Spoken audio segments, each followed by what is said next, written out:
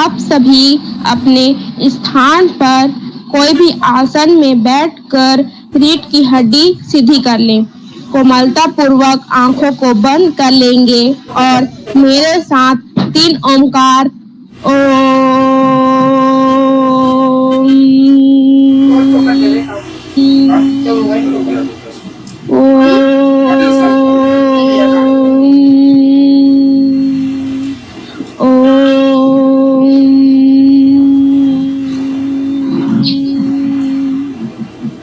प्रार्थना।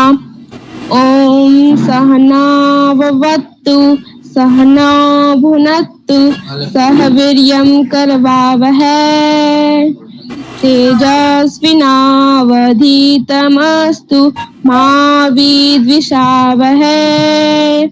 ओम शांति शांति शांति ही। आप सभी को मेरा प्रणाम नमस्कार। Good evening everyone. मेरा नाम कमलेश्वरी साहू है। मैं कक्षा 9वीं CGBSE में शासकीय उच्चतर माध्यमिक शाला बरपाली में अध्ययनरत हूँ। राष्ट्रीय सेवा योजना शासकीय महाविद्यालय बरपाली कोरबा संबंध अटल बिहारी वाजपेयी विश्वविद्यालय बिलासपुर छत्तीसगढ़ एवं विवेकानंद केंद्र कन्याकुमारी छत्तीसगढ़ विभाग की प्रेरणा से निःशुल्क गणित ट्यूशन क्लास संचालित किया जाता है, जिसमें आज मोटिवेशनल क्लास रखा गया है, जिसका आज का विषय कैरियर का चुनाव व लक्ष्य की प्राप्ति रखा गया है। इस कार्यक्रम में आए हुए सभी प्राध्यापकगण, विद्यार्थीगण एवं मेरे प्यारे सहपाठियों, मैं आपका हार्दिक स्वागत, नंदन वंदन और अभिनंदन करती हूँ। मैं इस कार्यक्रम का शुभारंभ एक सुमधुर गीत से करना चाहती हूँ, जिसके लिए मैं निष्ठिकर्ष कक्षा 9वीं CGBSE को आमंत्रित करती हूँ। धन्यवाद मुझे गीत के लिए आमंत्रण करने के लिए। इस धरती का स्वर्ग यहाँ पर अपनी भारत माता है। इस धरती पर जन्म लिया है, इससे अपना नाता है।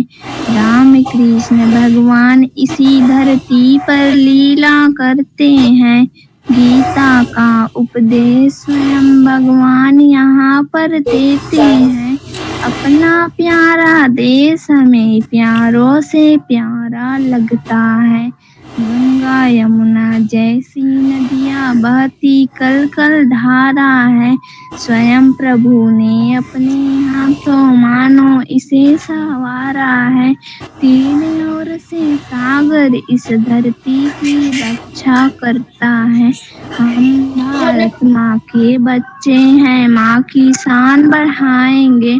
हम भारत माँ के बच्चे हैं, माँ की शान बढ़ाएंगे। इसकी गौरव गाथा सारी दुनिया को बतलाएंगे। देश के हित जो जीता मरता यहाँ अमर हो जाता है। इस धरती का स्वर्ग यहाँ पर अपनी भारत माता है। इस धरती पर जन्म लिया है, इससे अपना नाता है। धन्यवाद। धन्यवाद निशि, आपने बहुत ही सुमधुर गीत सुनाया। इस कार्यक्रम को आगे बढ़ाते हुए मैं इस कार्यक्रम के मुख्य अतिथि श्रीमान रविंद्र कुमार थावाई सर जी, जो कि सहायक प्राध्यापक वाणिज्य के पद पर शहीद वीर नारायण सिंह शासकीय महाविद्यालय जोबी बर्रा जिला रायगढ़ छत्तीसगढ़ में कार्यरत हैं और आपकी शिक्षा M.Com, LLB, CG सेट परीक्षा उत्तीर्ण है। पूर्व सेवाएं शिक्षा कर्मी वर्ग 3 उप अकेक्षण सहकारिता विभाग छत्तीसगढ़ शासन। वर्तमान पद आप सहायक प्राध्यापक वाणिज्य के पद में 2012 में शहीद वीर नारायण सिंह शासकीय महाविद्यालय जोबी बर्रा जिला रायगढ़ छत्तीसगढ़ में कार्यरत हैं। मैं आपको ससम्मान सहित एक शायरी के साथ आमंत्रित करना चाहूंगी, जिनके संरक्षण में हैं, जिनके संरक्षण में हम विद्या अध्ययन करते हैं शुरू। जिनके संरक्षण में हम विद्या अध्ययन करते हैं शुरू, वो है जीवन के पथ प्रदर्शक हमारे परम पूज्य गुरु। अब मैं आज के हमारे मुख्य व्याख्याता आदरणीय सर जी से आग्रह करती हूँ कि आज के विषय कैरियर का चुनाव व लक्ष्य की प्राप्ति में हमारा मार्गदर्शित करने की कृपा करें। आदरणीय सर जी।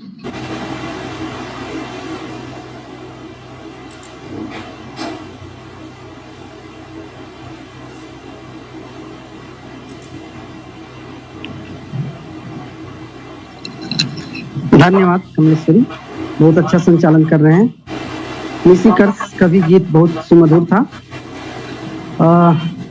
और राष्ट्रीय सेवा योजना, आवाज आ रही है?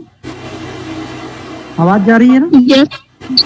हाँ, राष्ट्रीय सेवा योजना शासकीय महाविद्यालय बरपाली, जिला कोरबा, अटल बिहारी वाजपेयी विश्वविद्यालय बिलासपुर से संबद्ध एवं विवेकानंद केंद्र कन्याकुमारी छत्तीसगढ़ विभाग की प्रेरणा से निःशुल्क गणित ट्यूशन क्लास संचालित किया जा रहा है। इसके लिए श्री ज्योति कश्यप जी को बहुत बहुत धन्यवाद, जिन्होंने निःशुल्क गणित कोचिंग क्लास प्रारंभ किया है और गणित जैसे जटिल विषय को बहुत ही सरलता के साथ विद्यार्थियों का मार्गदर्शन कर रहे हैं। और मैं बीच में एक आध दो बार भी ऐसे देखा था, जिसमें लगा कि बहुत ही अच्छा प्रयास है गोपी कश्यप जी के द्वारा। इसके साथ साथ मोटिवेशनल क्लास भी सर रखते हैं प्रत्येक रविवार को। तो इस मोटिवेशनल क्लास से विद्यार्थी बहुत ही लाभान्वित हो रहे हैं। और मैं देखता हूं कि महाविद्यालय के विद्यार्थी मन संचालन से घबराते हैं, भागते हैं, मतलब उनका नाम देने से वो मना करते हैं। पर इसमें इस तरह के कार्यक्रम रखकर इस तरह से वो मोटिवेट कर रहे हैं कि मंच में कैसे बोलना है, मंच संचालन कैसे करना है, गीत, कहानी, निबंध, विविध प्रकार के कार्यक्रम रखकर उनके हुनर को आप मान रहे हैं। मतलब सब आप इस तरह से सिखा रहे हैं कि वो पूरी तरह से सीख रहे हैं और तैयार हो रहे हैं। इसलिए आपको पुनः बहुत बहुत धन्यवाद। आज इस कार्यक्रम में जुड़े गुरुजनों को भी सादर प्रणाम। आज 5 सितंबर शिक्षक दिवस है, अतः शिक्षक दिवस में सभी गुरुजनों, शिक्षकों को मेरा सादर प्रणाम, जिनके आशीर्वाद से मैं आज इस लायक बन सका कि 2 शब्द आप लोगों के बीच में बोल पा रहा हूँ। प्रथम गुरु माता होती है, जो बालक को बोलना चलना संस्कार सिखाती है। फिर दूसरा स्थान आता है शिक्षक का, गुरु का। तो शिक्षक किसे कहेंगे? आप में से कोई बताएंगे कि शिक्षक कौन होता है, किसे कहते हैं? कोई भी? शिक्षक कौन होता है या किसे हम शिक्षक कहेंगे? तो हमारे को माफ करता है और हमें शिक्षा तक पहुंचाता है, उसे शिक्षक कहते हैं। हाँ, बिल्कुल सही। मतलब जो प्राथमिक विद्यालय, स्कूल या कॉलेज में पढ़ाते हैं, सिखाते हैं, सिर्फ वही शिक्षक नहीं होते। प्रत्येक ऐसा व्यक्ति शिक्षक है जिससे हम कुछ न कुछ सीखते हैं, जिससे हम कुछ न कुछ ज्ञान प्राप्त करते हैं। कहा जाता है कि भगवान दत्तात्रेय के 24 गुरु थे। उस 24 गुरु में कुछ जानवर भी थे, पक्षी भी थे, कबूतर, भौरा, मछली, हाथी, सूर्य, समुद्र, इस तरह से उनके 24 गुरु थे। और वैसे तो प्राचीन भारत में हजारों वर्ष पहले गुरुकुल की परंपरा थी और एक एक गुरुकुल एक एक विश्वविद्यालय के बराबर था। परंतु ये दूसरा टॉपिक है, दूसरा विषय है। आज शिक्षक दिवस है, तो इस तरह से थोड़ा सा 2 शब्द में शिक्षक दिवस पर भी प्रकाश डालूं, ऐसा मुझे लगा। तो ये गुरुकुल वाली बात दूसरा विषय है। तो आज 5 सितंबर शिक्षक दिवस है। भारत में टीचर्स डे मनाने की परंपरा है। इसकी शुरुआत 1962 में हुई थी। भारत के पूर्व राष्ट्रपति उपराष्ट्रपति डॉक्टर सर्वपल्ली राधाकृष्णन का देश की शिक्षा के क्षेत्र में बहुत बड़ा योगदान रहा। उनका जन्म 5 सितंबर को हुआ था और उनके राष्ट्रपति बनने के बाद कुछ छात्रों और उनके कुछ मित्रों ने उनके जन्मदिन को मनाने की बात की। यह सुनकर डॉक्टर राधाकृष्णन ने कहा कि मेरा जन्मदिन मनाने की जगह इस दिन को आप शिक्षक दिवस के रूप में मनाइए। यदि शिक्षक दिवस के रूप में मनाते हैं तो ये शिक्षकों के प्रति सम्मान होगा और मुझे गर्व होगा। इस तरह से 1962 से लेकर आज तक भारत में प्रत्येक वर्ष आज के दिन को शिक्षक दिवस के रूप में मनाया जाता है और शिक्षकों को सम्मानित किया जाता है। तो चलिए आज के टॉपिक पर आते हैं। आज का जैसा कि छोटा सा टॉपिक मैंने लिया है, करियर का चुनाव व लक्ष्य की प्राप्ति। तो लक्ष्य का निर्धारण आवश्यक है, अर्थात अपने लिए एक लक्ष्य निर्धारण आवश्यक है। बिना लक्ष्य या उद्देश्य के मनुष्य का जीवन बेकार है। आप सभी अभी क्लास 9th में हैं। क्लास 9th पास करने के पश्चात कक्षा 10वीं में जाएंगे। 10वीं पास करने के बाद आपका लक्ष्य एक सही विषय चयन पर होना चाहिए, क्योंकि फ्यूचर में क्या करना है, किस क्षेत्र में कैरियर बनानी है, यह आपके सही विषय चयन पर निर्भर है और यही सही लक्ष्य निर्धारण होगा। अर्थात 11वीं विषय में क्या विषय चयन करें। मैं पीएससी, आईएएस, प्रतियोगी परीक्षा, नीट, स्लेट, इस तरह की जो बड़ी परीक्षाएं हैं उस विषय पर बात न करके छोटी छोटी टॉपिक पर डिस्कस करूंगा कि लक्ष्य प्राप्ति में क्या क्या सहायक हो सकता है। तो आप लोगों ने फुटबॉल ग्राउंड देखा होगा, फुटबॉल मैच देखा होगा, फुटबॉल खेलते हुए देखा होगा। उसमें क्या होता है, 2 टीमें होती हैं, एक टीम ए होता है और एक टीम बी होता है। टीम ए के पीछे गोल पोस्ट होता है और टीम बी के भी पीछे गोल पोस्ट होता है। टीम ए का उद्देश्य क्या होता है? टीम ए का उद्देश्य होता है कि वो टीम बी के पीछे जो गोल पोस्ट में है उसमें अधिक से अधिक फुटबॉल अंदर डाले, मतलब गोल करे। और उसी तरह से टीम बी का उद्देश्य होता है कि ए टीम के पीछे जो गोल पोस्ट बना है उसमें वो अधिक से अधिक फुटबॉल उसके अंदर ले जाए, वही उसका उद्देश्य होता है। अर्थात उनका उद्देश्य होता है गोल अधिक से अधिक करना। तो इंग्लिश में गोल का मतलब भी उद्देश्य होता है, लक्ष्य होता है। अब मान लेते हैं उस फुटबॉल ग्राउंड से दोनों ओर के गोल पोस्ट को हटा दिया जाए तो क्या होगा, बताएगा कोई विद्यार्थी? दोनों ओर के गोल पोस्ट को यदि हटा दिया जाए तो क्या होगा, क्या होगा बताइए? पाएगा वो।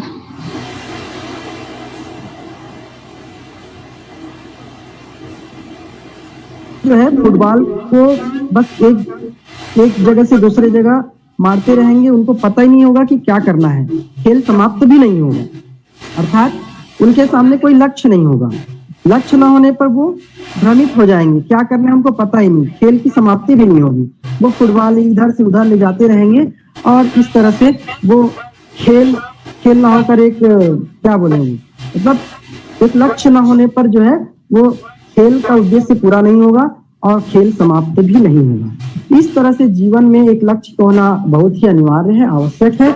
अपना लक्ष्य निर्धारित करना चाहिए, लक्ष्य बनाकर रखना चाहिए।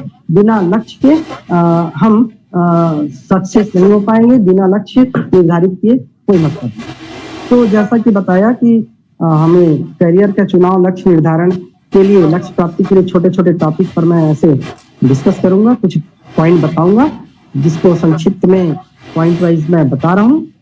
जिसमें है विषय का चयन, अर्थात आपको 9th क्लास के हिसाब से मैंने रखा है, ये सोचा है ये। तो लक्ष्य का निर्धारण अर्थात विषय का चयन, समय प्रबंधन, अनुशासन या स्वानुशासन, अनुकूल प्रयास, सही दिशा में प्रयास करना। सरकारी नौकरी प्राप्त करना ही लक्ष्य नहीं होना चाहिए।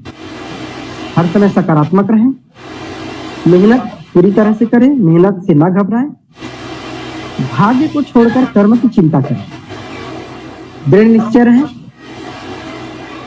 नियमित तौर पर व्यायाम करें, शरीर को स्वस्थ रखें।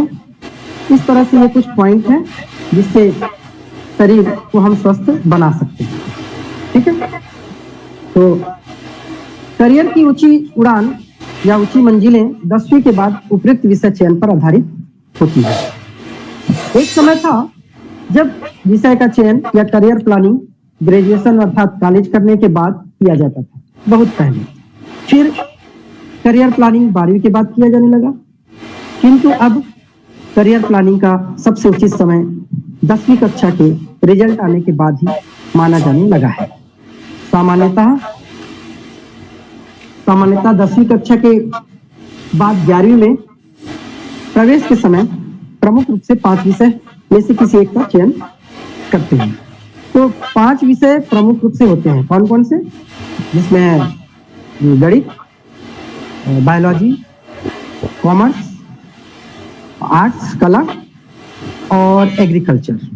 इन 5 विषयों में से किसी एक विषय को हम सेलेक्ट करके आगे बढ़ते हैं और कहीं कहीं किसी किसी विद्यालय में अतिरिक्त विषय की भी सुविधा है, अर्थात साथ साथ और एक एक्स्ट्रा विषय लेने की, जैसे बायोलॉजी के साथ मैथ्स गणित ले लें, जीव विज्ञान के साथ गणित, कॉमर्स के साथ गणित, बायोलॉजी विथ बायोटेक्नोलॉजी, बायोलॉजी के साथ बायोटेक्नोलॉजी एक्स्ट्रा विषय, मैथ्स के साथ फिजिकल एजुकेशन।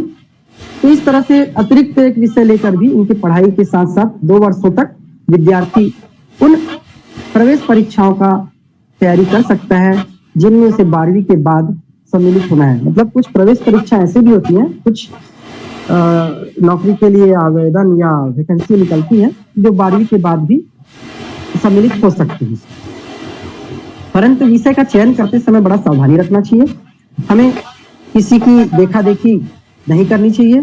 अपनी योग्यता, परिस्थिति, रुचि, स्थान के आधार पर विषय का चयन करनी चाहिए। अपनी रुचि भी देख लेनी चाहिए, अपनी योग्यता, परिस्थिति, स्थान के आधार पर विषय का चयन करनी चाहिए। इसे एक छोटा सा कहानी या दृष्टांत से मैं स्पष्ट करना चाहूंगा। छोटी सी कहानी है।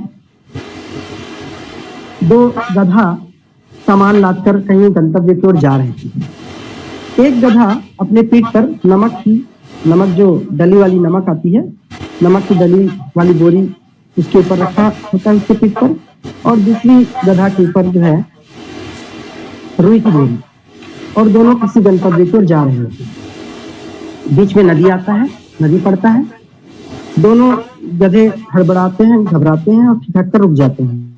इसी हड़बड़ी में पहले वाले गधे का पैर फिसल जाता है और वो नदी में गिर जाता है।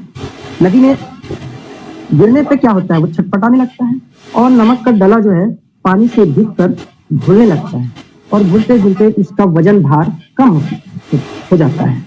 और इस तरह से भार कम होने पर वह पहला वाला गधा जो है हड़बड़ाते हुए, छटपटाते हुए नदी से बाहर पार लगा लेता है, अर्थात दूसरे किनारे पहुंच जाता है। इसको देखकर दूसरा गधा यह समझता है कि ये छलांग लगाकर नदी पार कर लिया, तो वो भी नदी में छलांग लगा देता है। अब क्या होता है, उसके पीठ पे तो रुई की बोरी रखी हुई है, रुई का गठान रखा है, और रुई पानी में भीगकर पानी को सोखकर और वजन हो जाता है, वजनदार हो जाता है, और इतना वजन हो जाता है कि उस वजन को वह गधा सहन नहीं कर पाता और छटपटाकर नदी में ही डूब जाता है। कहने का भावार्थ यह है कि हमें किसी दूसरे की कामयाबी तरीके को देखकर नकल नहीं करनी चाहिए, अपने विवेक से काम लेना चाहिए। अपनी योग्यता, परिस्थिति, रुचि, स्थान पर प्रयास करनी चाहिए, तभी सफलता मिलेगी, अन्यथा ऊपर वाली स्टोरी की तरह असफलता हाथ लगेगी। ठीक है। 10वीं के बाद विषय चयन और करियर का निर्धारण करते समय और भी बातों का ध्यान रखा जाना चाहिए। यदि विद्यार्थी औसत योग्यता का है या फिर उनकी पारिवारिक स्थिति इस तरह का है कि वो जल्दी धनार्जन करना आवश्यक है उसके लिए, उसे 10वीं के बाद ऐसे कोर्स करना चाहिए कि 12वीं कक्षा की पढ़ाई तक विद्यार्थी को किसी व्यावसायिक कौशल, मतलब 12वीं के बाद उसको इस तरह से कुछ अपना व्यवसाय या इस तरह से कुछ नौकरी मिल जाए ताकि वो परिवार की जरूरतों को पूरा कर सके, या फिर व्यावसायिक कौशल को बढ़ाकर उसे रोजगार दिला सके। इस संदर्भ में स्वरोजगार, कृषि, तकनीकी, पैरामेडिकल कोर्स, कंप्यूटर इत्यादि क्षेत्रों में ऐसे कई रोजगार के अवसर उपलब्ध हैं जो छोटे छोटे डिप्लोमा करने के बाद शुरू किए जा सकते हैं। ऐसे कई रोजगार मूलक छोटे छोटे पाठ्यक्रम हैं जो 2 वर्ष में सफलता से पूरे किए जा सकते हैं और अपना करियर वो इस क्षेत्र में बना सकते हैं। जो विद्यार्थी उच्च शिक्षा प्राप्त करना चाहते हैं, क्योंकि घर की परिस्थिति ऐसी है कि उच्च शिक्षा ले सकते हैं, तो उन्हें आगे महाविद्यालय की पढ़ाई करनी चाहिए। महाविद्यालय में भी मुख्य रूप से 3 विषयों में से, संकायों में से किसी एक संकाय का चयन करते हैं। बीए, जिसको कला संकाय बोलते हैं, बीकॉम, वाणिज्य संकाय और विज्ञान संकाय, बीएससी। तो इनमें से किसी एक, जिस तरह से उन्होंने 10वीं के बाद जिस संकाय को चयन किया है, वाणिज्य, कला या विज्ञान, उसी तरह से वो महाविद्यालय में वाणिज्य, कला या विज्ञान संकाय का चयन करके उसमें आगे बढ़कर अपना करियर बनाने की ओर आगे बढ़ सकता है। उसके बाद स्नातक के बाद आता है स्नातकोत्तर पाठ्यक्रम, जिसमें एमए, एमएससी, एमकॉम और भी बहुत सारे कोर्सेस होते हैं। लॉ, तो कला वालों के लिए राजनीति विज्ञान, हिंदी भाषा, अंग्रेजी भाषा, समाजशास्त्र, मानविकी, इस तरह के बहुत सारे विषय है, उसमें करियर होते हैं, वो उसमें आगे बढ़ सकते हैं। वाणिज्य वालों के लिए है MCom, ICWA, CA, CFA, cost accountant, वित्त, बैंकिंग, बीमा, विपणन, स्टॉक मार्केटिंग, विदेशी व्यापार। इस तरह से वाणिज्य के लिए तो बहुत सारे स्कोप हो गए हैं। आज के समय में वाणिज्य का क्षेत्र ही बड़ा व्यापक हो गया है, उसमें अपना वो करियर बना सकते हैं। विज्ञान के छात्रों के लिए इंजीनियरिंग, मेडिकल, बायोटेक्नोलॉजी, अंतरिक्ष विज्ञान, कंप्यूटर, सूचना प्रौद्योगिकी, मर्चेंट नेवी या MSc किसी एक विषय में मास्टर डिग्री लेकर अपना करियर बना सकते हैं। तो आजकल देखा जा रहा है कि सरकारी नौकरियां कम होती जा रही हैं, अतः निजी क्षेत्र की कंपनी में भी प्रयास किया जा सकता है। कहने का तात्पर्य है कि हम सिर्फ सरकारी नौकरी के लिए ही प्रयास ना करें, स्वरोजगार भी कर सकते हैं, निजी क्षेत्र के में भी जा सकते हैं। एक समय ऐसा था कि डॉक्टर, इंजीनियर, वकील, IAS अफसर बनकर ही अपनी योग्यता हम सिद्ध करते थे, या डॉक्टर, इंजीनियर, वकील, IAS अफसर बनना अच्छा माना जाता था। बाद में इसमें MBA, मैनेजमेंट आदि कुछ ऐसे और विषय आ गए, प्रोफेशन जुड़ गए, परंतु कहा जाता है कि जहां हुनर वहां सफलता। कहा जाता है कि जहां हुनर वहां सफलता, अर्थात आज के समय में जिस क्षेत्र में हुनर है, जिस भी क्षेत्र में हुनर है, उसमें प्रसिद्धि मिल सकती है। मान लेते हैं यदि आपको मिमिक्री अच्छी तरह से आती है, मिमिक्री समझ रहे हैं, मिमिक्री मतलब किसी की नकल करना, आवाज निकालना, तो मिमिक्री करने में आपका मन लगता है, इसमें तारीफ मिलती है, इसमें भी आगे बढ़ा जा सकता है। इस दिशा में अपने हुनर को तराशने का प्रयास करना चाहिए। अगर नए नए व्यंजन बनाने, किचन में इनोवेशन करने में रुचि है, तो बिना संकोच के आप शेफ बनने की दिशा में आगे बढ़ना चाहिए। बड़ी बड़ी होटलों में मास्टर शेफ की अच्छी अच्छी मोटी तनख्वाह पर उनको रखा जाता है। संगीत है, नृत्य है, खेल है, जिस भी क्षेत्र में रुचि हो, जिस क्षेत्र में हुनर है, उसमें आप आगे बढ़ सकते हैं। नृत्य है, डांस है, डांस क्लास में प्रवेश करके अच्छे डांस टीचर आप बन सकते हैं। नृत्य में आप आगे बढ़ सकते हैं, संगीत में आगे बढ़ सकते हैं, खेल के क्षेत्र में आगे बढ़ सकते हैं। खेल को तो अब गवर्नमेंट भी बढ़ावा दे रही है। तो जहां हुनर है वहां सफलता, अर्थात जिस क्षेत्र में आपको रुचि है, आपको लगता है कि हम इस क्षेत्र में अच्छा कर सकते हैं, हमारी रुचि है, इसके आगे बढ़ सकते हैं, उस क्षेत्र को आप चयन करें। परंतु चयन तो करेंगे, उसके लिए मेहनत चाहिए, मेहनत 100% होनी चाहिए, मेहनत 100% होनी चाहिए। हाँ, यह जरूर है कि अच्छी तरह से सोच समझकर जिस भी फील्ड को आप चयन कर रहे हैं उसमें पूरी तरह से डूब जाए, उसमें अपना पूरा मेहनत लगाएं, अपना मेहनत 100% दें। आधे अधूरे मन से काम करेंगे तो कुछ भी हासिल नहीं होगा। फिर चाहे वह खेल का मैदान हो, कोई क्रिएटिव काम हो या फिर टेक्निकल काम हो, हाँ, मेहनत का कोई विकल्प नहीं होता। कहते हैं कि अभी आपने मेहनत किया तो आगे चलकर जिंदगी आराम से कटेगी, और यदि आपने अभी आराम किया तो आगे की जिंदगी संघर्षपूर्ण होगा। तो आपको सेलेक्ट करना है कि आगे की जिंदगी आराम से काटनी है कि संघर्षपूर्ण।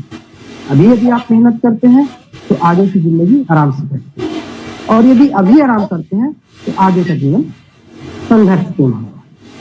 तो मेहनत का कोई विकल्प नहीं है। मेहनत सही दिशा में होनी चाहिए, तभी प्रतिभा चमकेगी।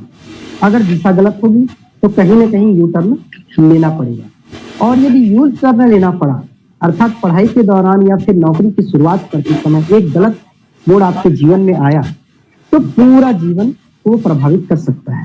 इसलिए पहले ही बताया कि दूसरों को देखकर या उनसे प्रभावित होकर कदम उठाने के बजाय अगर आप खुद की पसंद को ठीक से समझते हो, खुद की पसंद को ठीक से समझते हुए उपयुक्त दिशा में आगे बढ़ते हैं तो कामयाब होने की उम्मीदें कई गुना बढ़ जाती है। वैसे आजकल जगह जगह कैरियर काउंसलर होते हैं, आप कैरियर काउंसलर से भी मदद ले सकते हैं, परंतु कैरियर काउंसलर सिर्फ आपकी सलाह है, निर्णय तो आपको ही लेना है।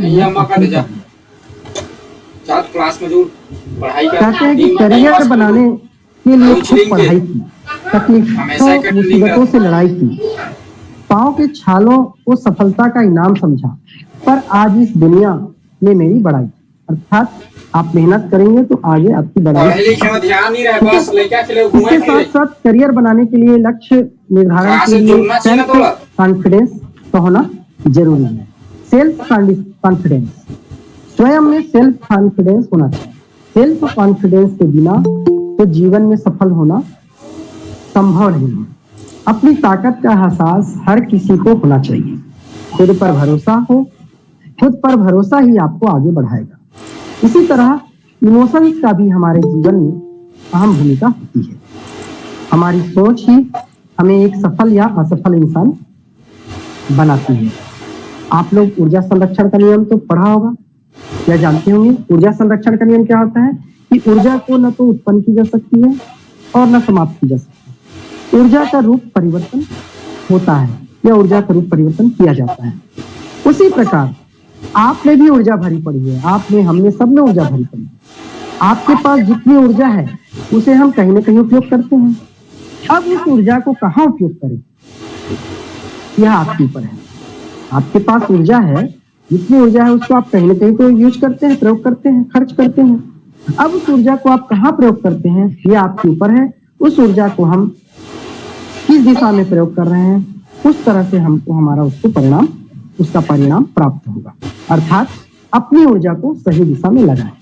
सही दिशा में ऊर्जा लगाते हैं तो हमें सही सफलता प्राप्त होगी। तो सेल्फ कॉन्फिडेंस के साथ साथ ऊर्जा का सही दिशा में प्रयोग करें। आप अपनी नेक्स्ट पॉइंट, जैसा कि मैंने पॉइंट के रूप में पहले बताया था, अपनी दिनचर्या सही रखें। करियर बनाने की दिशा में दिनचर्या सही हो। करियर का चुनाव व लक्ष्य की प्राप्ति के लिए दैनिक दिनचर्या सही रखें। दैनिक दिनचर्या सही यदि नहीं होगी तो आपकी मानसिक स्थिति भी सही नहीं होगी। इसके लिए आपको अनुशासित जीवन जीना आवश्यक है, अर्थात अनुशासन में रहना जरूरी है।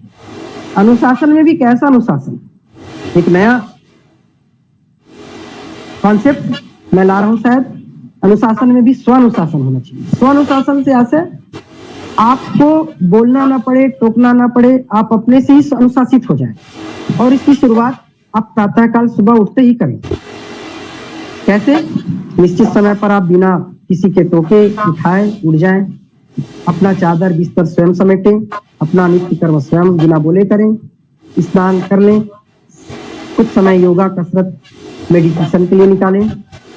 मतलब अपने से ही आप स्वयं अनुशासित हो जाएं। अभी विद्यार्थी जीवन है और विद्यार्थी जीवन में अनुशासन का तो बड़ा महत्व है। कोई भी लक्ष्य प्राप्त करना है तो अनुशासित जीवन जीना आवश्यक है। प्रकृति भी अनुशासन का पालन करती है, जैसे आपने देखा होगा। सूर्य सही समय पर एक निश्चित समय पर उदय होता है और एक निश्चित समय पर अस्त होता है। सारा प्रकृति अनुशासित रहते हैं। वैसे भी आप हायर सेकेंडरी के बाद महाविद्यालय में जाते हैं तो आपको महाविद्यालय में इस तरह से कोई रोकने वाला नहीं होगा कि आपने होमवर्क किया कि नहीं, पढ़ाई किया कि नहीं, टाइम टेबल बनाया कि नहीं। आपको अपना स्वयं टाइम टेबल बनाना होगा, आपको अपने स्वयं के टाइम टेबल से चलना होगा। हो सकता है महाविद्यालय में जाते समय आपको घर में भी कोई टोकने वाला ना हो, तो आप स्वयं अपने अनुशासित होकर चलना पड़ेगा, अर्थात स्वानुशासन से चलना होगा। तो क्यों ना उस स्वानुशासन को अभी से ही प्रारंभ कर दें। ठीक है, तो अनुशासित रहें, स्वानुशासन से रहें, हमेशा सकारात्मक रहें, हमेशा सकारात्मक सोचें, नकारात्मक ना सोचें। बात करने की प्रकृति भी सकारात्मक होनी चाहिए। अपने कार्यों को योजनाबद्ध तरीके से करें, समय पर करें, इससे काम का अतिरिक्त बोझ भी नहीं पड़ेगा और किसी तरह की चिंता भी नहीं रहेगी। उद्देश्यों में कामयाब न होने पर भी नकारात्मक विचार आने लगते हैं। कहा जाता है कि नकारात्मक विचार ना आने दें, हमेशा सकारात्मक सोचने पर काम अपने आप बनने लगते हैं।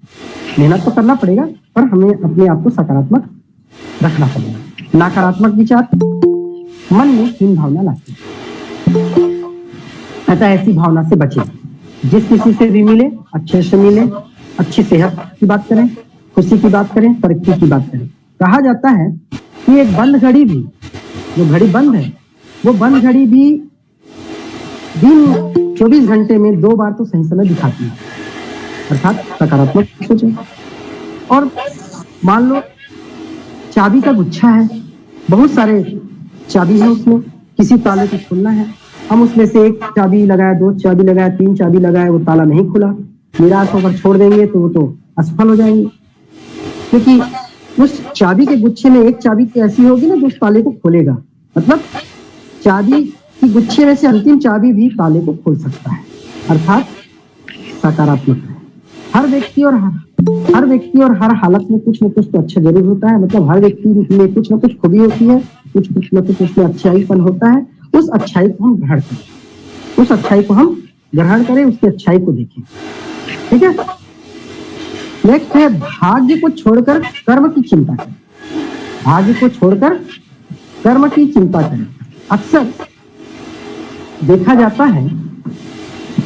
जाता है कि लोग अपना सफल करियर नहीं बना पाते तो उसका दोष वो दूसरे को देते हैं। अपना करियर नहीं बना पाते हैं, असफल हो जाते हैं, तो वो अपना असफल होने का दोष दूसरे को देते हैं। अपनी नाकामियों का ठिकरा दूसरे पर फोड़ते हैं। वे अनेक बातों का रोना रोते हैं, जैसे हमारे माता पिता के कम पढ़े लिखे होने के कारण हमारा करियर में मार्गदर्शन नहीं कर सके, हमें पढ़ने की सुविधाएं नहीं मिली, पढ़ाई के दौरान हमें घर के कामों में लगाए रखा।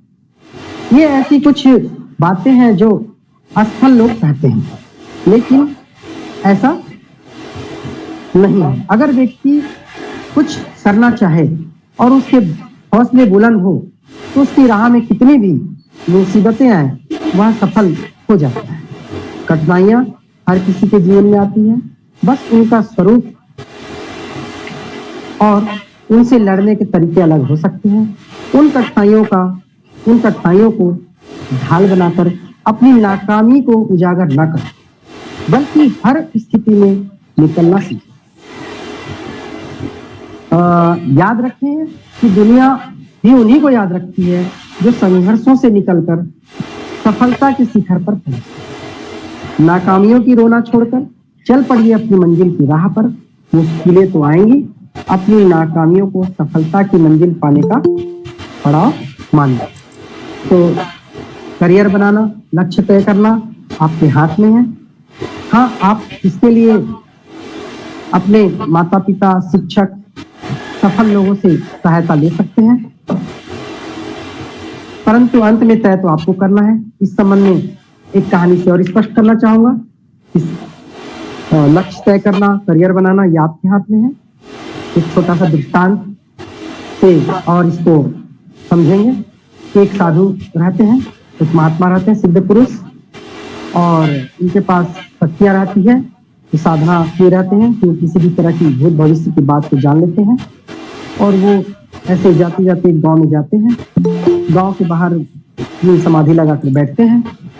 गाँव वालों को पता चलता है कि ये सिद्ध पुरुष है, अपने समस्याओं का समाधान इनसे कराने के लिए वो उसके पास जाते हैं। गाँव वाले जाकर अपनी अपनी समस्याओं का वो समाधान निकलवाते हैं, और जो भी समस्या इनके सामने वो रखते हैं, साधु महात्मा उन समस्याओं का समाधान जो है अच्छे से करने लगते हैं। सभी प्रकार की समस्याओं के पास होता है, क्योंकि वो उनके पास साधना होती है, तप होती है, निकाल जाते हैं। बच्चे रखते हैं, उन बच्चों के द्वारा ये विचार किया जाता है कि क्यों ना हम इस साधु महात्मा को झूठा साबित कर दें, क्योंकि ये इसे खिला पिला रहे हैं, पापी रहते हैं, पापी बच्चे रहते हैं, शैतानी सूझती है उनको, तो क्यों इस महात्मा को हम झुठला देते हैं और इसके पास जाते हैं, कुछ ऐसा प्रश्न पूछते हैं जिससे वो उनका जवाब गलत दे दे और साधु महात्मा गलत सिद्ध हो जाए, गांव वाले उनको स्वयं ही भगा देंगे, ऐसा सोचते हैं। और वो विचार करते हैं कि क्या करें। तो वो कुछ जो बच्चे रहते हैं 8-10, वो एक पक्षी ले लेते हैं, बोलते हैं कि एक पक्षी रख लेंगे और हम पीठ की ओर हाथ करके ऐसे महात्मा जी से जाके पूछेंगे, भाई महात्मा जी आपसे हम 3 प्रश्न पूछ रहे हैं, आप इनका सही जवाब दे पा रहे हैं कि नहीं, और पूछेंगे कि भाई हमारे हाथ में क्या है। तो महात्मा जी तो ज्ञानी है, वो बता लेंगे कि आपके हाथ में पक्षी है। अब मान लेते हैं हम उस पक्षी का नाम पूछेंगे, मान लो वो पक्षी है पैरोट, तोता, तो हो सकता है इसको भी वो बतला दें बिना देखे, क्योंकि पक्षी को तो ऐसे पीछे पीठ के पीछे हाथ में रखे हैं, पीछे रखे हैं, तो वो बता देंगे कि आपके हाथ में तोता है या पैरोट है, मिट्टू है। फिर हम तीसरा प्रश्न पूछेंगे जिसपे महात्मा जी फंस जाएंगे और उसको हम झूठा साबित कर देंगे। हम ये पूछेंगे कि ये पक्षी जीवित है कि मृत है, मरा हुआ है कि जिंदा है। मान लेते हैं महात्मा जी बोलते हैं ये पक्षी तो मरा हुआ है, तो हम उस पक्षी को उनके सामने जीवित छोड़ देंगे। और यदि महात्मा जी बोलते हैं ये पक्षी तो जीवित है, तो हम हाथ से इस पीछे हाथ जो पक्षी रखे हैं उसके गर्दन मरोड़ कर तो मृत कर देंगे और महात्मा जी को झूठा साबित करेंगे। ऐसा सोचकर वो महात्मा जी के पास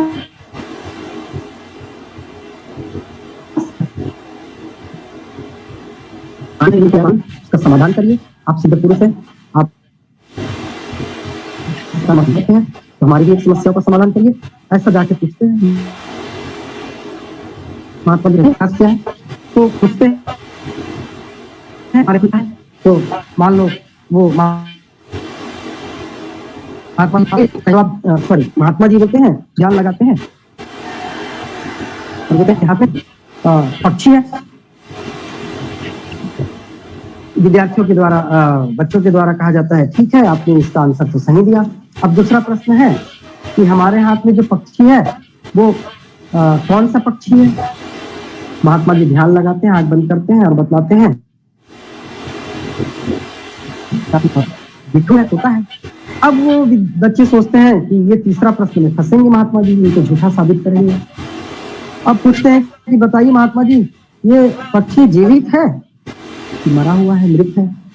महात्मा जी ध्यान लगाते हैं और क्या जवाब देते होंगे बताइए, मरा है कि जिंदा है, क्या जवाब दिए होंगे।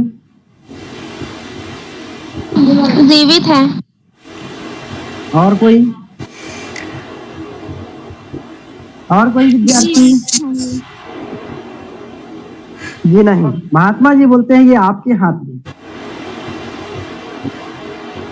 आपके हाथ में मतलब आपके हाथ में है कि इसको जीवित रखना चाह रहे हैं आप कि मारना चाह रहे हैं। क्योंकि जो सिद्ध पुरुष रहते हैं उन बच्चों के शैतानी को समझ जाते हैं, मन की बात जान लेते हैं और बोलते हैं कि ये आपके हाथ में है कि इस पक्षी को आप जीवित छोड़ना चाह रहे हैं कि मारना चाह रहे हैं। उसी प्रकार करियर बनाना आपके हाथ में, आप आगे चल के अच्छा बनना चाह रहे हैं कि नहीं बनना चाह रहे हैं, किस लक्ष्य तक जाना चाह रहे हैं अपने लक्ष्य को प्राप्त करना चाह रहे हैं कि नहीं, करियर बना पा रहे हैं कि नहीं, ये आपके हाथ। आपको मेहनत करना है, आप सबको मेहनत करनी है। जैसे पहले बताया कि मेहनत 100% होनी चाहिए। किसी भी कार्य को करना है तो अच्छे से मेहनत से करें, उसमें पूरी तरह से डट जाए, जुट जाए, क्योंकि मेहनत पे कोई विकल्प नहीं है। मेहनत यदि करते हैं तो उसकी सफलता आगे आपको मिलेगी। ठीक है, तो अब आते हैं कि कुछ कैरियर के चुनाव और लक्ष्य प्राप्ति में बाधाएं भी होती हैं, जैसे टेलीविजन, टीवी। हम टीवी देखते हैं, कुछ टीवी में सीरियल देखते हैं, मान लो पिक्चर देखते हैं, वो हमारे करियर के लिए बाधक है, लक्ष्य प्राप्ति में बाधक है, क्योंकि उससे कुछ हासिल होने वाला नहीं है। जो सीरियल है, पिक्चर है, वो तो मनोरंजन के लिए है, थोड़े समय के लिए कभी देख लिए तो देख लिए, अन्यथा इससे हमको कुछ ज्ञान की बातें नहीं।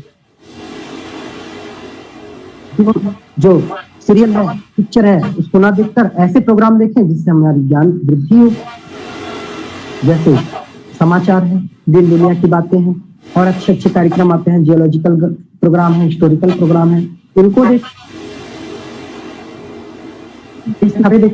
तो जो बाधक है टेलीविजन, उसको क्यों ना हम अपना लक्ष्य प्राप्ति में साधक बना लें। दूसरा बाधक है नशा। नशा नाश की जड़ है। नशा करने वाला व्यक्ति अपना नुकसान तो करता ही है, साथ साथ पूरा परिवार परेशान रहता है। और आजकल युवकों द्वारा नशा को तो एक फैशन मान रहे हैं, तो कई प्रकार के और वे कई प्रकार के नशे के आदी हो रहे हैं। नशा आपकी कैरियर उद्देश्य प्राप्ति के लिए रुकावट है, तो अतः इससे दूर है। तीसरा मोबाइल आपके लक्ष्य प्राप्ति में साधक भी हो सकता है और बाधक भी। तो बाधक कैसे है? आप उसमें फेसबुक, इंस्टाग्राम, यूट्यूब अनावश्यक प्रोग्राम देखते हैं, समय की बर्बादी है, आपके लक्ष्य प्राप्ति में वो बाधक है, करियर चुनने में भी बाधक है। तो क्यों ना उस बाधक को हम साधक बना लें। अभी हमने देखा कि कोविड-19 के समय में नए नए फीचर सामने आए, नए नए वर्ड हमको पता चला, Google Meet, Zoom app, Webex meeting, Zoom cloud, इस तरह की वर्ड हमने सुना नहीं था। तो देखा हमने कोविड-19 के समय में कि पूरा हर घर एक स्कूल बन गया है, सब घर में ऑनलाइन क्लासेस चलने लगी। हमको मोबाइल का एक नया उपयोगिता पता चला, तो हम मोबाइल से ऑनलाइन क्लास भी कर सकते हैं, मीटिंग भी कर सकते हैं, कोचिंग भी ले सकते हैं। तो क्यों ना हम मोबाइल का जो बाधक है उसको हम साधक के रूप में ले लें। चौथा बाधक है गलत संगति से बचें, अच्छे लोगों से मिले, ऐसे लोगों से मिले जो सफल हो चुके हैं, उनसे अनुभव लें, उन्होंने किस प्रकार की कठिनाइयां झेली हैं, कैसे उन्होंने सफलता प्राप्त किया है। तो इस तरह से अच्छे लोगों से मिलेंगे, गलत संगति से बचेंगे, तो हमारे लक्ष्य को प्राप्त करने में वो स्वयं साधक बनेंगे, न कि बाधक। अंत में मैं यह कहना चाहूंगा कि आपके माता पिता आपके पालक हैं, उन्होंने आपको पाल पोस कर आपकी जरूरतों को पूरा करते हुए इतना बड़ा किया है, इसलिए उनका सम्मान करें, उनका ख्याल रखें। माता पिता कभी भी आपका बुरा नहीं सोचते। अगर वे कोई खास स्ट्रीम, कोई खास विषय पढ़ने के लिए आपको बोलते हैं, आप पर दबाव बनाते हैं, तो सिर्फ इसलिए कि वे आपके भविष्य को, आपके करियर को हर हाल में सुखद देखना चाहते हैं। यदि अगर आपको लगता है कि आपको अपनी पसंद अच्छी तरह पता है और उसी में आप बेहतर कर सकते हैं, तो इस बारे में अपने पेरेंट्स को प्यार से समझाने की कोशिश करें। यदि घर का बिजनेस है, अच्छा जमा हुआ है और आपके पेरेंट्स घर के बिजनेस को संभालने, उसे आगे बढ़ाने की बात कर रहे हैं, तो उस हिसाब से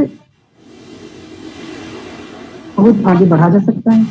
घर में यदि कृषि का व्यवसाय है, अच्छा फैला हुआ बड़ा कृषि कार्य है उस तरह का कोर्स कर सकते हैं, जिसमें आप नए नए इनोवेशन कर सकते हैं, कृषि कार्य में नए नए तकनीक का प्रयोग कर सकते हैं, उसमें अपना करियर बना सकते हैं। ऐसे बहुत सारे उदाहरण हैं जिन्होंने नौकरी छोड़कर व्यवसाय या कृषि को अपनाया है और आज वो सफल हैं और अपना अच्छा जीवन व्यतीत कर रहे हैं। तो इस तरह से लक्ष्य निर्धारण और करियर के लिए ये छोटे छोटे पॉइंट पे हमने आज चर्चा किया। अंत में यही मुख्य इसका उद्देश्य सार निकलता है कि आप अपने मेहनत में कमी ना करें, अपने रुचि, योग्यता, परिस्थिति, स्थान के आधार पर लक्ष्य का चुनाव करें, करियर का चुनाव करें, अच्छे लोगों से मिलें, सफल लोगों से मिलें, उनकी सफलता की कहानी को देखें, पढ़ें, अच्छे साहित्य पढ़ें। तो इतना कहकर ही मैं अपने इस व्यक्तित्व वाणी को विराम देता हूँ और आप सबने मुझे धैर्य से सुना, इसके लिए बहुत बहुत धन्यवाद। और श्री गोपी कश्यप जी को धन्यवाद जिन्होंने मुझे बोलने का अवसर प्रदान किया। जय हिंद, जय भारत।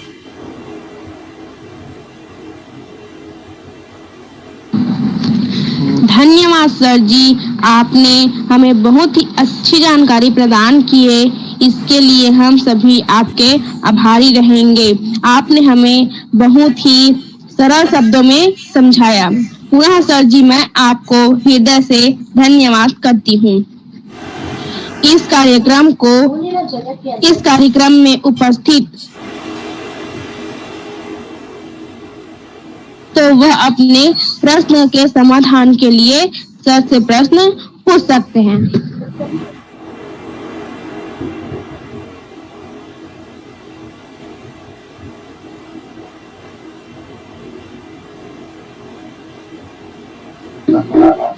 इस कार्यक्रम में उपस्थित अगर किसी को भी प्रश्न पूछना है तो वह अपने प्रश्न के समाधान के लिए सर से प्रश्न पूछ सकते हैं। जल्दी जल्दी।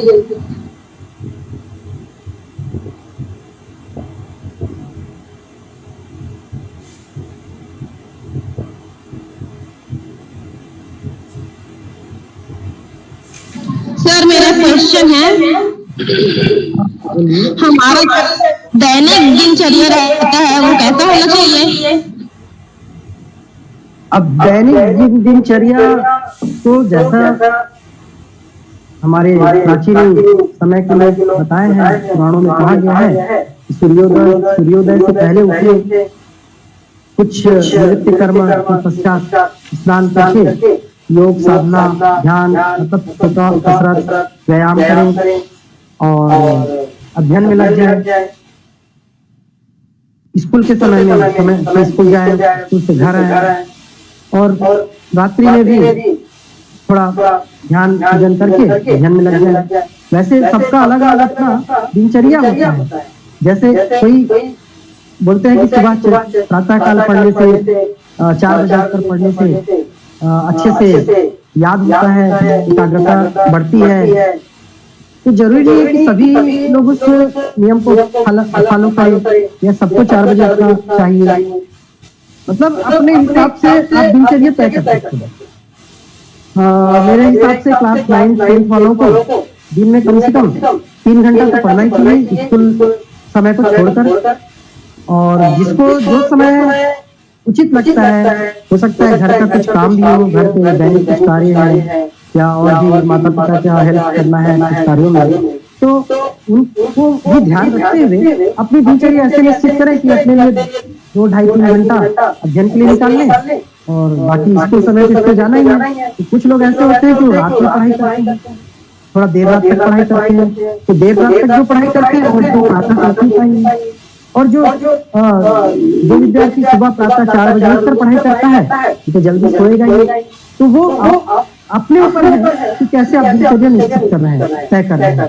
मतलब आपको मेहनत तो करनी है, पर ये ऐसा कोई फिक्स रूल्स नियम नहीं है सुबह ही प्रातः ही उठ के पढ़ाई करें या रात में पढ़ाई करें। जिस समय आपको समय है उस समय अपना पढ़ाई भी करें, घर में कुछ कार्य है घर का कार्य भी करें, है ना। तो इस तरह से अपना दिनचर्या बनाए कि इसमें सारे काम भी हो जाए, पढ़ाई लिखाई भी हो जाए, माता पिता भी खुश रहें तो इस तरह से दिनचर्या बना सकते हैं। Yes, thank you.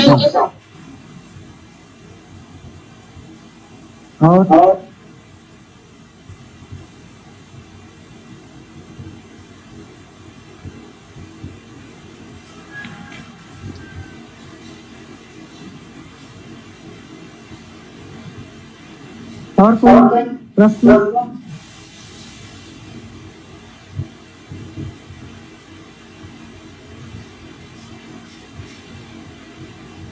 सर मेरा एक और क्वेश्चन है। हाँ बताइए। अगर हमारे जीवन में शिक्षक नहीं होते तो क्या होता?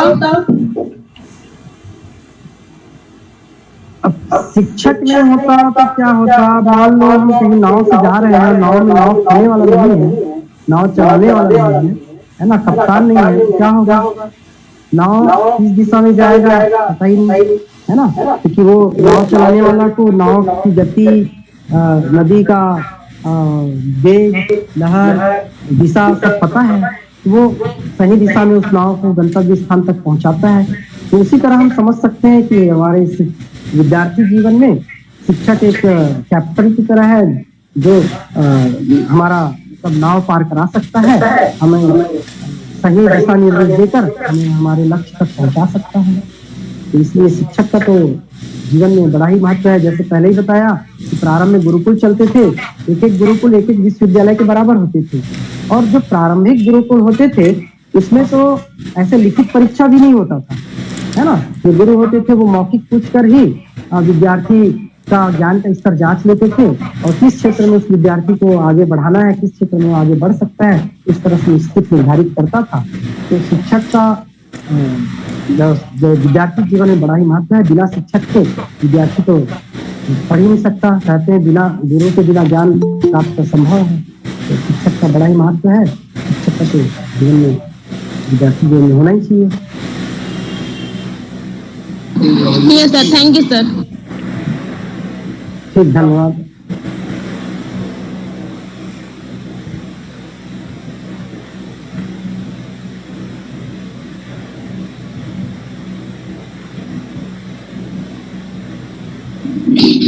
इस कार्यक्रम को आगे बढ़ाते हुए मैं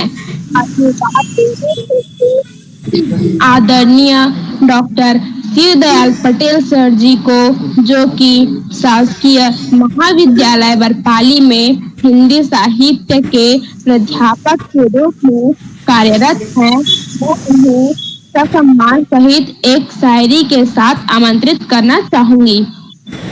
गुरुवर की महिमा निराली है, गुरुवर की महिमा निराली है, उनका मन चंदन की डाली है।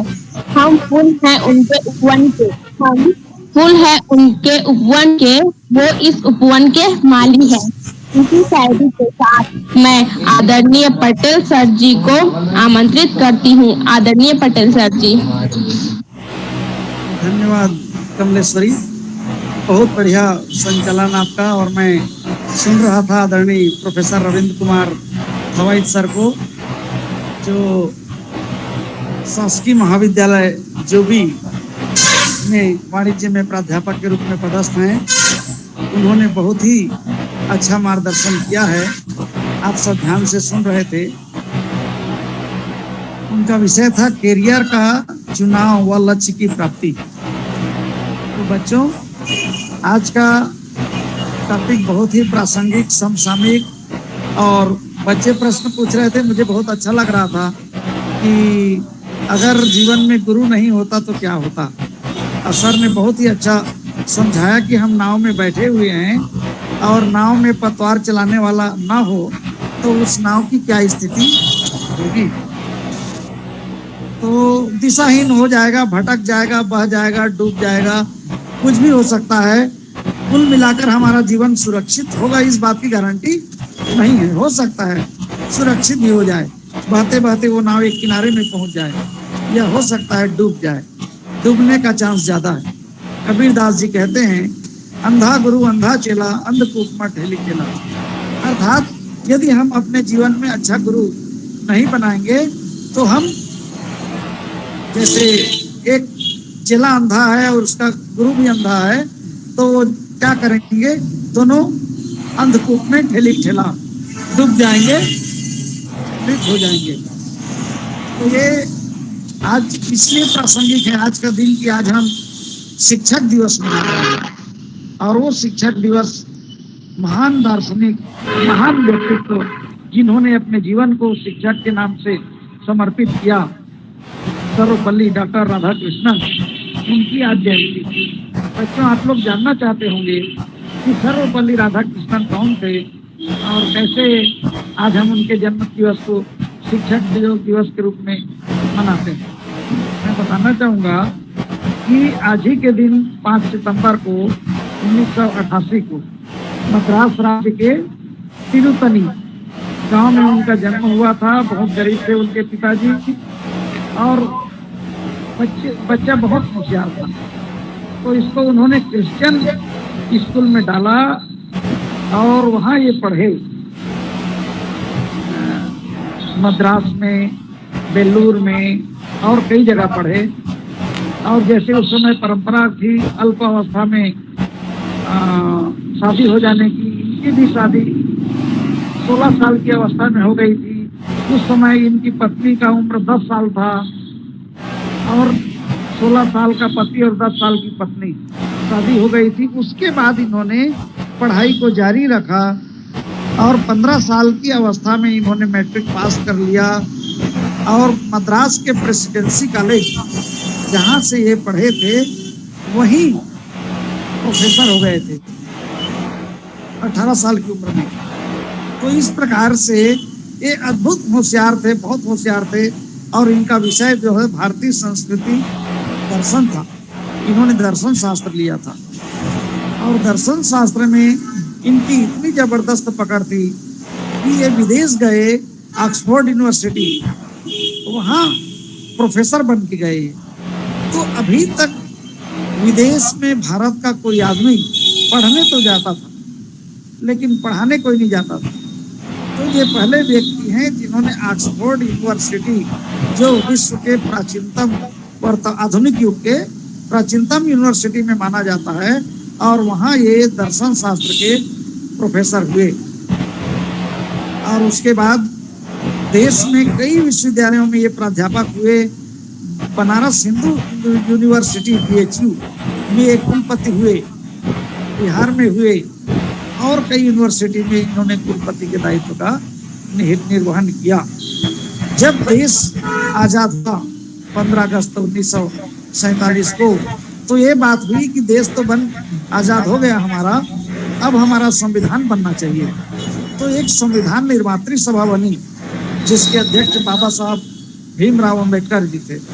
उस संविधान निर्मात्री सभा के ये सदस्य रहे और 47 से 49 तक उन्होंने काम किया और 26 नवंबर 1949 को संविधान बन के तैयार हो गया और फिर देश को सौंप दिया गया। 26 जनवरी 1950 को देश जो है ने गणतंत्र को अपनाया, संविधान को लागू किया 26 जनवरी 1950 को। इसीलिए हम 26 जनवरी 1950 को गणतंत्र दिवस मनाते हैं। इसके पीछे एक और बहुत लंबी कहानी है कि जब 26 नवंबर 1949 को संविधान बन गया था तो 26 जनवरी 1950 को ही लागू क्यों किया गया संविधान। तो बच्चों, इसके पीछे एक कहानी है कि रावी नदी के तट पर 1929 लाहौर में एक अधिवेशन हुआ था और वहाँ भारत की पूर्ण स्वतंत्रता की मांग उठाई थी सभी नेताओं ने, जिसमें मोतीलाल नेहरू और महात्मा गांधी, सुभाष चंद्र बोस और बहुत सारे नेता थे। उन लोगों ने मांग उठाई थी संपूर्ण स्वराज्य की मांग 1930 में। तो 1930 से उन लोगों ने तय किया कि हम 26 जनवरी को स्वतंत्रता दिवस मनाएंगे देश का। और 1930 से प्रतिवर्ष 26 जनवरी को स्वतंत्रता दिवस मनाया जाने लगा। परंतु जब 15 अगस्त 1947 को देश आजाद हो गया तो अब 26 जनवरी को स्वतंत्रता दिवस न मनाकर 15 अगस्त को हो गया स्वतंत्रता दिवस। तब उन्होंने तय किया कि हम 26 जनवरी को गणतंत्र दिवस मनाएंगे। और इसीलिए जो 26 नवंबर 1949 को बन गया था संविधान, उसको 26 जनवरी 1950 को लागू किया गया। 26 जनवरी के पीछे यही इतिहास है। पूर्ण स्वराज्य की मांग जब नेताओं ने किया था, इसी कारण उस तारीख को अक्षुण्ण बनाए रखना चाहते थे। तो 1950 में जब संविधान लागू हुआ, तो प्रधानमंत्री पंडित जवाहरलाल नेहरू जी ने मांग किया कि इनसे सर्वपल्ली राधाकृष्णन जी से कि आप रूस में भारत के राजदूत बन जाइए। उस समय रूस जो है ना बहुत ताकतवर देश था। अमेरिका और रूस दो देश थे विश्व में सबसे ताकतवर देश। तो रूस में ये भारत के राजदूत रहे 1949 से 1952 तक। और रूस के साथ भारत की मैत्री इन्होंने बनाई। और जिस समय ये राजदूत रहे उस समय भी अनेक विश्वविद्यालय में पढ़ाने जाते थे। उसके बाद फिर जब देश में आम चुनाव हुआ 1952 में, 25 जनवरी को 1952 को भारत निर्वाचन आयोग की स्थापना हुई। उसी को हम कहते हैं राष्ट्रीय मतदाता दिवस, 25 जनवरी को मनाते हैं। तब ये भारत के उपराष्ट्रपति 1952 से 1957 और 1957 से 1962, मुझे तारीख भी याद है, 13 मई 1952 को ये उपराष्ट्रपति बने और 13 मई 1962 तक रहे, 2 पंचवर्षीय। उसके बाद फिर इन्होंने राष्ट्रपति का पद ग्रहण किया 1962 में 13 मई को, और 5 साल रहे संसद। तो इस दौरान ये अनेक देशों की यात्रा किए। जब ये राष्ट्रपति थे अमेरिका गए। अभी तक क्या था, किसी भी देश के जो राष्ट्रपति थे वो अमेरिका में राष्ट्रपति भवन में उतरने की अनुमति नहीं थी। वो बाहर हवाई अड्डा में उतरते थे जहाज से और उसको ले जाया जाता, राष्ट्रपति भवन ले जाया जाता। परंतु ये पहले ऐसे व्यक्ति थे पूरी दुनिया के जिनके हेलीकॉप्टर को अमेरिका के राष्ट्रपति भवन के परिसर के हेलीपैड में उतारा गया। उसका कारण क्या था? उसका कारण था ये महान दार्शनिक थे, महान चिंतक थे, महान पंडित थे, महान विद्वान थे। और इनकी विद्वता की जो ख्याति है पूरे देश विदेश में फैल चुकी थी। और ये जब भाषण देते थे तो विद्यार्थी सुनते रहते थे। ऐसा भारतीय वेदांत, भारतीय शास्त्र, भारतीय संस्कृति पर ये भाषण देते थे। इनके आदर्श कौन थे? इनके आदर्श 2 थे, एक स्वामी विवेकानंद और एक वीर सावरकर। तो स्वामी विवेकानंद और वीर सावरकर के जीवनी को पढ़ के, उनकी कोटेशन को पढ़ के, उनके जीवन का अनुकरण करके ये इन्होंने विद्वता हासिल की थी। तो इन दोनों की जो विद्वता है इनमें परिलक्षित होती थी। 1962 से 1967 के बीच देखिए भारत के साथ 2 देशों का युद्ध हुआ। एक तो 1962 में चीन से हुआ भारत का युद्ध, जिसमें भारत हार गया। और 1965 में पाकिस्तान से युद्ध हुआ, जिसमें भारत जीता। तो इस प्रकार से ये आजादी, जब देश के सैनिक लड़ रहे होते तो वहां जाकर ये सैनिकों को प्रोत्साहित करते थे, अपनी मातृभूमि की कुर्बानी के लिए प्रोत्साहित करते थे। तो इस प्रकार से हमारे देश में बहुत महत्वपूर्ण योगदान था। 1962 को ही इनके पढ़ाए हुए विद्यार्थी इनके पास गए और उन्होंने कहा कि सर हम आपसे कुछ मांगना चाहते हैं। तो उन्होंने कहा मांगिए। तो जब ये राष्ट्रपति थे, हम आपके जन्म दिवस मनाना चाहते हैं, बर्थडे मनाना चाहते हैं। तब इन्होंने कहा कि देखिए मेरे जन्म दिवस को केवल जन्म दिवस मनाएंगे तो ठीक नहीं रहेगा, आप शिक्षक दिवस मनाइए, क्योंकि मैं आजीवन एक शिक्षक के रूप में सेवा किया हूँ। और अगर आप शिक्षक दिवस के रूप में मेरे जन्म दिवस को मनाएंगे तो ये मेरे जीवन की बहुत बड़ी उपलब्धि होगी। तो मित्रों, पहली बार 5 सितंबर 1962 को 5 सितंबर 1962 को पहली बार शिक्षक दिवस मनाया गया और तब से निरंतर हम लोग उनके जन्म दिवस को शिक्षक दिवस के रूप में मनाते आ रहे हैं। तो मैंने एक आज संक्षिप्त जीवनी सर्वपल्ली डॉक्टर राधाकृष्णन की आप लोगों के सामने रखी। समय मुझे संकेत कर रहा है कि मेरा समय हो चुका है। तो बच्चों, आज के दिन हम अपने गुरुजनों का आदर करें, उनकी कही गई बातों को माने और उनके मार्गदर्शन में हम उच्च उपलब्धियों को अपने जीवन में हासिल करें। मेरी ढेर सारी शुभकामनाएं आपके साथ हैं। कबीर भी गुरु को बहुत महत्व देते थे, कहते थे कि गुरु गोविंदो खड़े काके लागों पाए, बलिहारी गुरु आपने गोविंद जी बताए। कबीर साक्षात्कार करते थे परमात्मा से। तो एक बार क्या हुआ कि साक्षात्कार में उनके गुरु और भगवान दोनों कबीर के सामने आ गए। अब कबीर को संशय हो गया कि मैं पहले प्रणाम किसका करूं, गुरु का या प्रणाम या भगवान का। तो भगवान ने इशारा किया कि पहले आप गुरु का प्रणाम करो, क्योंकि गुरु ही वह व्यक्ति है जिसने मेरे बारे में आपको बताया।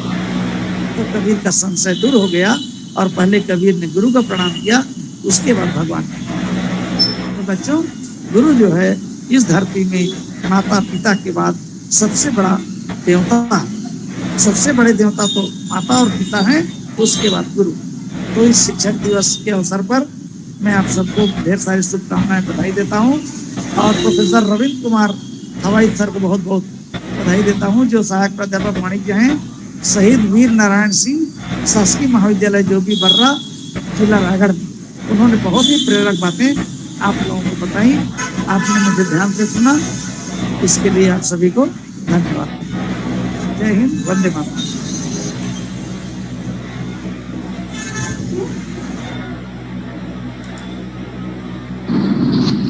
धन्यवाद सर जी, आपने हमें बहुत ही अच्छी जानकारी प्रदान किए। पुनः मैं आपका हृदय से धन्यवाद करती हूँ। एक गुरु के लिए सबसे बड़ी गुरु दक्षिणा यह होती है कि उसका शिष्य ज्ञान ग्रहण करने में खुद को इस तरह समर्पित कर दे कि गुरु का मन प्रसन्न हो जाए। इसी के साथ मैं हमारे गुरु आदरणीय गोपी कश्यप सर जी को इस कार्यक्रम के समापन हेतु मैं आमंत्रित करती हूँ। आदरणीय गोपी सर जी। जी, बहुत बहुत धन्यवाद कमलेश्वरी। चूंकि समापन का समय हो गया है तो हम समापन की ओर चलते हैं। मैं मुख्य रूप से आज के हमारे मुख्य अतिथि प्रोफेसर हवाई सर का धन्यवाद करना चाहूँगा कि सर आपने हमारे एक आमंत्रण पर आप आए और हमारे बच्चों को करियर का चुनाव और लक्ष्य की प्राप्ति के विषय में बहुत ही अच्छी जानकारी प्रदान किया। आपने सभी को बताया कि कैसे हम कक्षा 10वीं से अपने करियर का चुनाव करें। साथ ही आपने जीवन में आने वाली समस्त बाधाओं के बारे में बताया और आपने मुख्य रूप से ये बताया कि हमें मेहनत तो करना ही पड़ेगा, चाहे मेहनत आज करें चाहे कल करें। आपने एक अच्छे से बताया कि अगर आप अभी मेहनत करते हो तो आपका आने वाला भविष्य अच्छा रहेगा, और आप अगर अभी मेहनत नहीं करते हो तो आपको आने वाले जीवन में मेहनत करना पड़ेगा। तो सर, ये बहुत ही अच्छा बात है। मेहनत, इससे ये पता चलता है कि मेहनत तो हमें करना पड़ेगा। तो मैं विशेष रूप से बच्चों से आग्रह करूंगा कि बच्चों, आप इस पॉइंट को पकड़ो और आप मेहनत करो। मेहनत करना ही पड़ेगा, बिना मेहनत के आप आगे नहीं बढ़ सकते। मैं इसी के साथ आदरणीय प्रोफेसर हवाई सर का बहुत बहुत धन्यवाद, चरण स्पर्श। साथ ही आज के मेरे गुरु डॉक्टर शिवदयाल पटेल सर का बहुत बहुत धन्यवाद। सर, आपने बहुत ही अच्छा जानकारी हमें प्रदान किया, गुरु की महिमा के बारे में बताए। और मेरे प्यारे छात्र छात्राओं एवं जो समस्त लोगों का आज के इस कार्यक्रम में उपस्थित है, विवेकानंद केंद्र के कन्याकुमारी से आए हुए अमित साहू सर और बलवीर भैया, श्रुति दीदी और अन्य सभी लोगों का एवं महाविद्यालय से आए हुए स्वयंसेवक का मैं बहुत बहुत धन्यवाद करता हूं। और आप सभी को आज का शिक्षक दिवस की शुभकामनाएं देते हुए आज के इस कार्यक्रम की समापन की घोषणा कर रहा हूं। और आप सभी को बहुत बहुत धन्यवाद। मेरे गुरु को चरण स्पर्श प्रणाम। मैं एक शांति मंत्र के साथ समापन करना चाहूंगा। सर दीनदयाल पटेल सर को सादर प्रणाम। सर से मुझे अभी बहुत कुछ सीखना है और मैं कभी कभी इस मोटिवेशनल प्रोग्राम में जुड़ता हूँ, बहुत अच्छा लगता है। और पुनः दीनदयाल पटेल सर के चरणों को सादर प्रणाम। अभी बहुत कुछ मुझे उनसे सीखना है। और कश्यप जी को भी, गोपी जी को भी सादर धन्यवाद। इतने अच्छे प्रोग्राम आप करा रहे हैं। मतलब मैं तो खुश हो गया, मेरी बच्ची इसमें जुड़ती है, शायद मई से ये क्लास चल रहा है और वो बहुत कुछ उसमें सुधार आया है। पहले वो माइक में बोलने से डरती थी और आजकल वो मन संचालन के लिए तैयार रहती है। अभी सावन में शिव मंदिर में कार्यक्रम चल रहा था तो वो अपने से ही बोलने लगी कि मैं मन संचालन होगा तो मैं करूंगी। तो इसका सारा श्रेय गोपी कश्यप जी को ही जाता है। और आज के समय में इस तरह से बिना कुछ चार्ज लिए, फीस लिए इस तरह कार्यक्रम कर रहे हैं, बहुत ही प्रशंसनीय है। मतलब किसी को भी इस तरह कार्यक्रम करने के लिए सोचना पड़ता है, पर आप इतना समय निकालते हैं तो आपको सादर धन्यवाद और पटेल सर को सादर प्रणाम। जी सर, प्रणाम सर, प्रणाम आपको। तो चूंकि समय हो चुका है, समय का बहुत महत्व है, तो समापन की ओर एक शांति मंत्र के साथ मेरे साथ कमलेश्वरी शांति मंत्र दोहराएगी। प्रथम पंक्ति, सर्वे भवन्तु सुखिनः,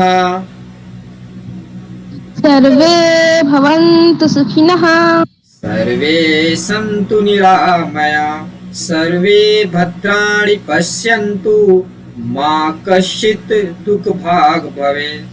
ओम शांति शांति शांति। आप सभी को बहुत बहुत धन्यवाद। टीचर डे की हार्दिक शुभकामनाएं। प्रणाम, नमस्कार, जय हिंद, जय भारत, जय छत्तीसगढ़। धन्यवाद कश्यप जी, धन्यवाद। आप सभी अपना स्थान छोड़ सकते हैं।